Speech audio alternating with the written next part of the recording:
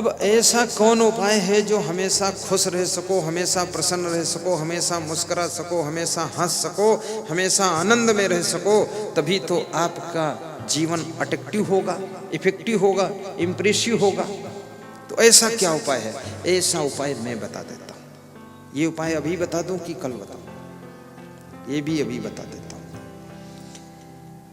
ऐसा उपाय बताने जा रहा हूं, कृपया बैठ जाइए, ध्यान से सुनिए। जो खड़े हैं वो खड़े रहिए, ध्यान से सुनिए, लेकिन हलचल मत कीजिए, क्योंकि ऐसा उपाय पहली बार बताने जा रहा हूं जो तुम हमेशा खुश रह सको, प्रसन्न रह सको, आनंद में रह सको, मुस्कुराते रह सको। ऐसा फार्मूला देने जा रहा हूं, कृपया अलर्ट हो जाइए, सावधान।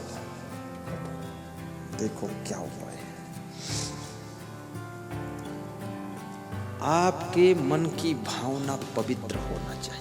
अपनी भावना को शुद्ध रखो। आप प्रसन्न रहोगे, न भय रहेगा, न संकोच रहेगा, न असमंजस रहेगा। नंबर 2, भावना को शुद्ध रखने में, भावना पवित्र रखने में 1 पैसे का खर्चा नहीं, 1 पैसे की मेहनत नहीं, केवल भावना। जैसे लोग कहते ना कि मेरी आपके प्रति बहुत बड़ी भावना है, सीने पर हाथ रखते, इसमें खर्चा क्या हुआ उसका? कुछ नहीं। लेकिन जिसकी भावना अच्छी है वह व्यक्ति हमेशा खुश रहता है। और जिस व्यक्ति का खान पान अच्छा है, जिसका रहन सहन अच्छा है, जिसकी कर्म अच्छे हैं, जिसकी आदतें अच्छी हैं, जिसमें कोई गलत आदत नहीं है, वह व्यक्ति हमेशा खुश रहता है। जो बार बार गलतियां करता है, गलत आदतों में फंसता है, बुरे काम करता है, चोरी करता है, बवाल बनाता है, वो आदमी कभी खुश नहीं रह सकता है।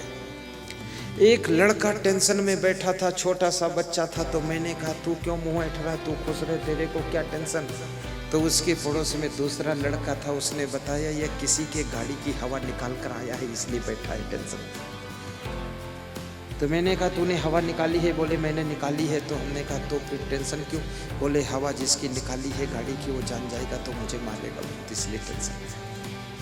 गलत काम करने वाले कभी खुश नहीं रह सकते हैं, गंदी आदतों वाले कभी प्रसन्न नहीं रह सकते हैं, और गलत सोचने वाले, गलत भावना रखने वाले कभी खुश नहीं रह सकते हैं। इसलिए मैं निवेदन करूंगा कभी ऐसा वैसा खान पान ना करना।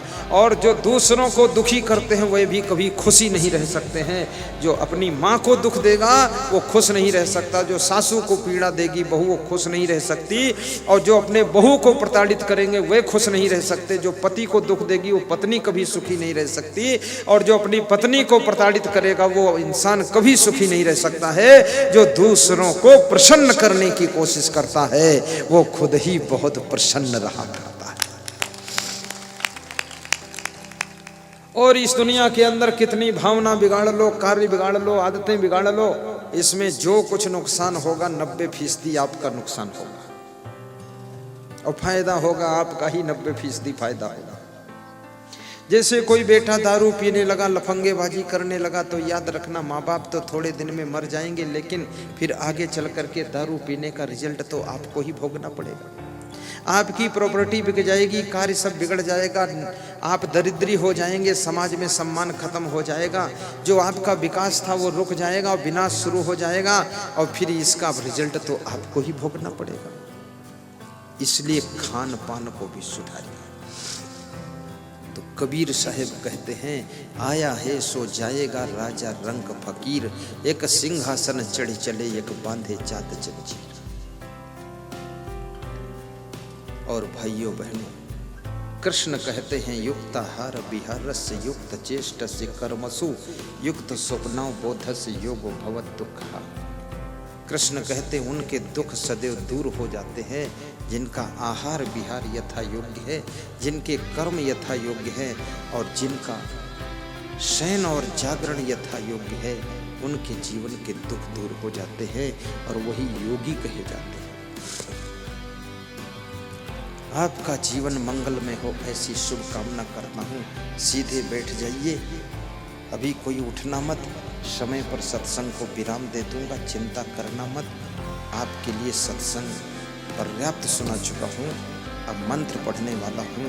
विसर्जन का मंत्र सुन लेने से आपके घर के भूत प्रेत चुड़ैल का भी विसर्जन हो जाता है, इसलिए मंत्र बोलने जा रहा हूँ। घुटनों पे हाथ रख लीजिए, सीधे बैठ जाइए। आज एक बात और बता देना चाहता हूँ, जिनका स्वास्थ्य खराब रहता है, गंभीर बीमारियां हैं, जिनको शुगर है, पाइल्स है, जिनके किडनी में पथरी है, जिनके घुटनों में दर्द है, कमर में बेहद दर्द है, आँख में कोई तकलीफ है, सिर्फ एकमात्र सेंटर श्री च्यवन आयुर्वेद की दवाएं, जो कि भारत देश के छठे छठे राज वैद्यों के द्वारा निर्मित की गई हैं, जिसके होलसेलर राजस्थान से आए हुए हैं। वो दवाएं केवल एक ही काउंटर पर मिलती हैं और कहीं मिलती नहीं हैं। वहां से आप स्वास्थ्य के लिए बहुत अच्छी रामबाण घुटना दर्द की दवाएं ले सकते हैं और विभिन्न दवाएं उनके पास हैं। उन्होंने निवेदन किया है कि श्रोताओं को बता देना पड़ता है। दूसरा, जिनके मन में अशांति रहती है, टेंशन रहती है, चिंता रहती है, वे कृपया सत साहित्य केंद्र यहाँ पर 2 लगे हुए हैं, वहाँ जा कर के आप धार्मिक पुस्तकों को खरीद करके जीने की राह, सुख की खोज, उन्नति कैसे करें, ऐसी ऐसी पुस्तकें, भजनावली, जितने भजन मैं गाता हूँ वह सारे भजन उसमें आपको मिलेंगे। वो पुस्तक को लेकर के अध्ययन कीजिए, मन की टेंशन दूर होगी। और जितने प्रवचन हैं, 100 घंटे का प्रवचन, 150 घंटे का प्रवचन आपको पेन ड्राइव और मेमोरी कार्ड में भी प्राप्त होगा, वहाँ से आप ले सकते हैं। और अपने घर में शांति की स्थापना के लिए साउंड सिस्टम भी लगाइए एक कमरे में, मधुर मधुर आवाज में प्रवचन सुना कीजिए। मोबाइल के YouTube में भी प्रवचन का आनंद लीजिए। ये सोशल मीडिया का सही प्रयोग कीजिए और YouTube के प्रवचन को सब्सक्राइब भी कीजिए, ताकि जो नया प्रवचन लोड हो तुम्हारे उसमें पहले पहुँचे और व्यूअर की संख्या बढ़े। और याद रखना, इस प्रवचन को आप WhatsApp पर भी डालिए, शेयर भी कीजिए और साथ साथ में Facebook में लाइक कीजिए, WhatsApp में और आगे बढ़ाइए। इतना